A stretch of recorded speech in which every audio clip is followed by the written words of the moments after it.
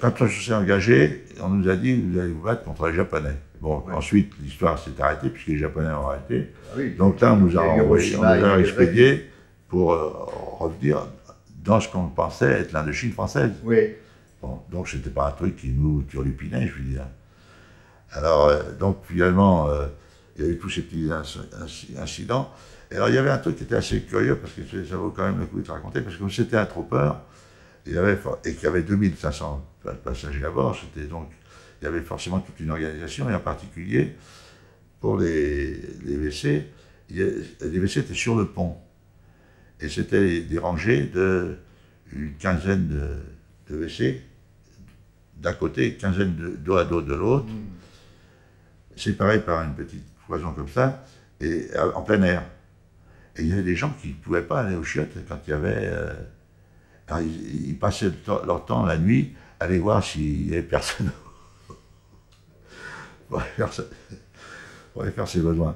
Là, c'était vraiment le contact avec la promiscuité, là. Bon, alors ensuite, naturellement, on mangeait des choses somptueuses, et le commandant d'armes français est intervenu immédiatement pour dire il est hors de question qu'il y ait un early morning tea et un breakfast.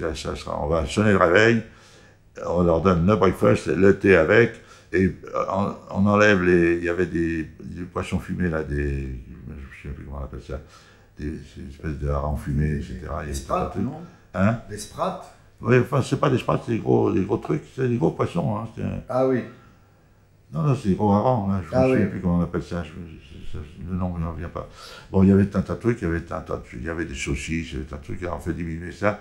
Il ne faut surtout pas qu'on apprenne aux Français pendant un mois, si on ne sort pas en une vacance, il n'est pas question de la bouffe.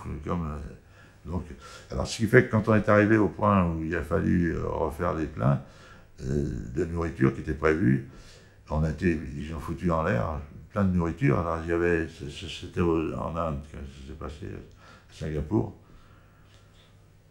Alors, il y avait naturellement plein de petits bateaux qui venaient chercher ce qu'on foutait en l'air.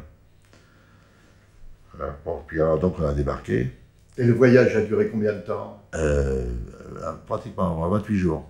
Sans anicroche, sans rien? Non, sans problème.